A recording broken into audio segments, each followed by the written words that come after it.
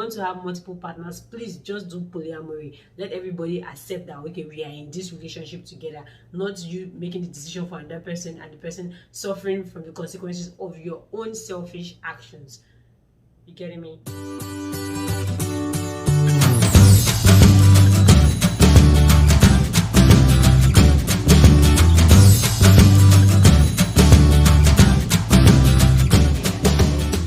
Channel, and in today's episode, yes, we're still talking about STIs. If you're new, I am CAMAA, the eccentric diva, and I spend my time on YouTube talking about books, talking about sex, and talking about everything that relates to having good life, food. So yes, what else could a man ask for in life if not books, sex, and good food? Me.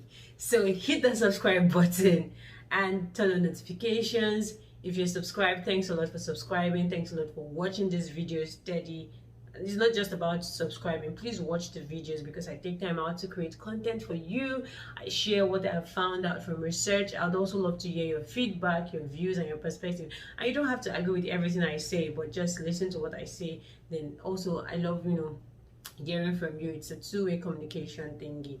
So in today's video, we're going to be talking about sexual behaviors and STIs. So these are things you should do if you're sexually active. Now we're removing, discarding audio or be abstinent, or like we're taking this like full, like you are sexually active, you should actually be practicing. As a sexually active person, there are more chances of you having STIs than those that are not sexually active. It doesn't mean that those that are not sexually active can't get STIs, but it means they have less chances of getting an STI than those that are sexually active.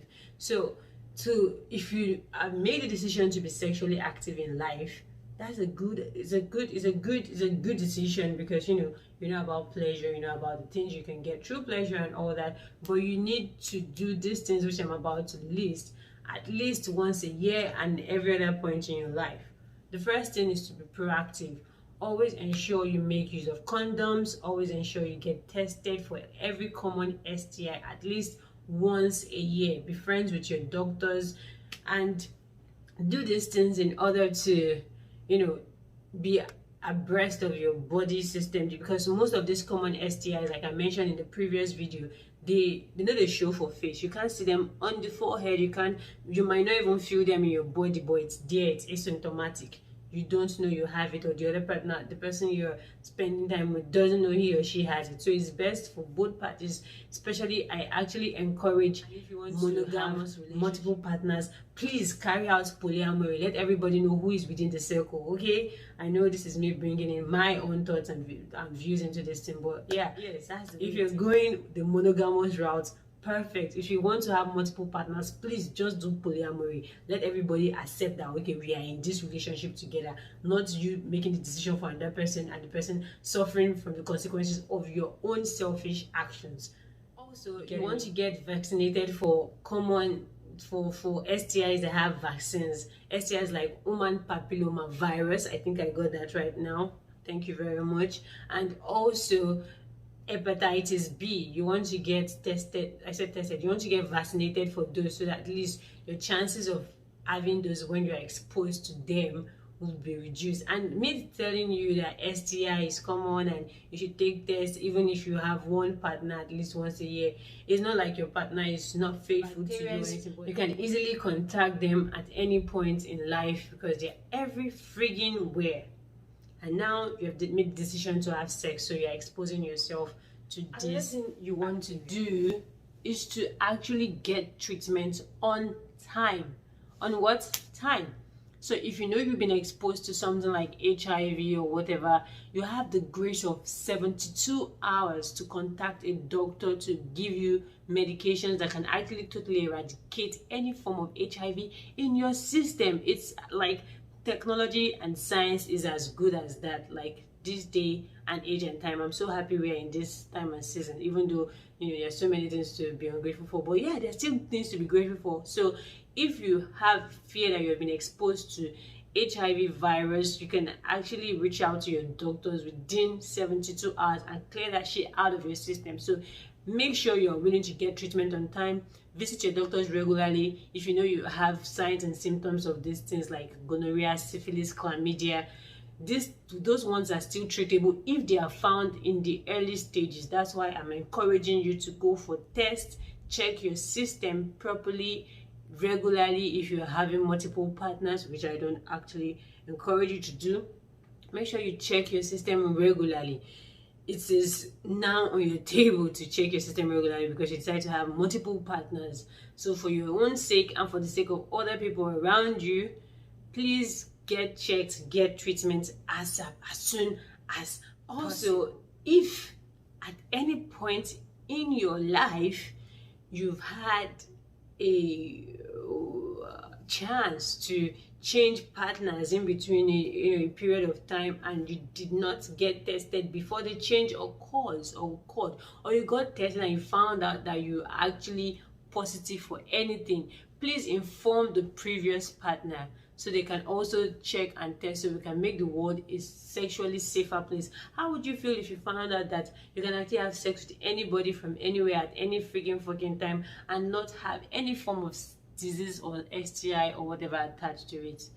That's kind of like impossible, but we'll actually do the best we can. So please inform your previous partners, notify them if you've actually contracted any form of STI, maybe in the transition process before you left them or while you're with them.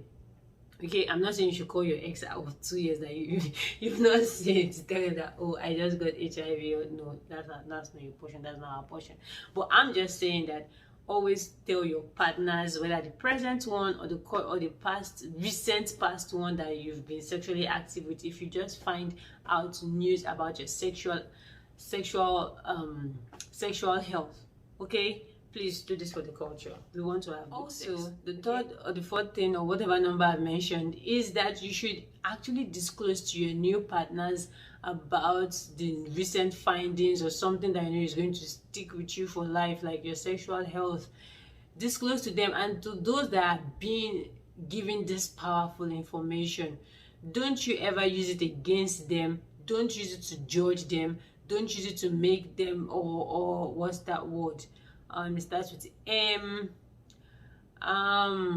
manipulate them with that information they're sharing with you. Instead, help them out, give them and don't become a nag with it too. There's a thin line between all these things. But yes, what I'm trying to say is, if you have been given the confidentiality of getting this information about your partner's sexual health history or sexual health, please try as much as possible not to judge them and make a decision. Like, don't sleep on it. Don't make another person feel bad because of your own feeling. If you can't stand it, if you don't like it, please walk away, okay? Or you stay if you can actually bear with it and if you can walk. Finally, if at any point in life you or someone you know, or me or anybody I know, has an incurable sexual disease, please disclose to your partner that you actually have these things, so you guys can reach out to a medical practitioner that will give you drugs or tell you how to go about sex without transmitting it onto the other person, and if it's still transmittable and the person wants to stay with you, how to decrease the effect of the transfers of this thing to the next person. Okay, please and please, let's incorporate these sexual behaviors amongst ourselves. You don't have to be asked if you have sexual health problems before you loud it out to someone that you are intimate with, because it makes no sense. It don't make no sense. It don't make no sense. The life of another person for your pleasure or for their pleasure actually makes no sense. So please disclose to your partner and let us build a sexually healthy behavior that will help us reduce, limit, and if possible, cancel out the possibility or chances of transferring or transmitting or transmissioning sexually. and also got to watch STIs. Thanks a lot for watching this video. I remain CAMAA, the eccentric diva, and I post videos about sex. I talk about books and writing and publishing tips. Please hit the subscribe button, share, comment, like. Let me know what you think about this topic, about this video. Thanks once again. Over to the next video where we're going to be talking about generally what should have started this whole topic, because I'm working the topic from back to the front. We're going to be talking about sexual health, reproductive systems, okay, not the system, but sexual health in general. Thank you very much for watching. Stay sexy, use protection or abstinence if you know you cannot bear the consequences of your sexual action. And yes, we are all sexual creatures, so don't for any chance not disclose to your partner sexual needs or wants, because good sexual communication actually leads to sexual satisfaction.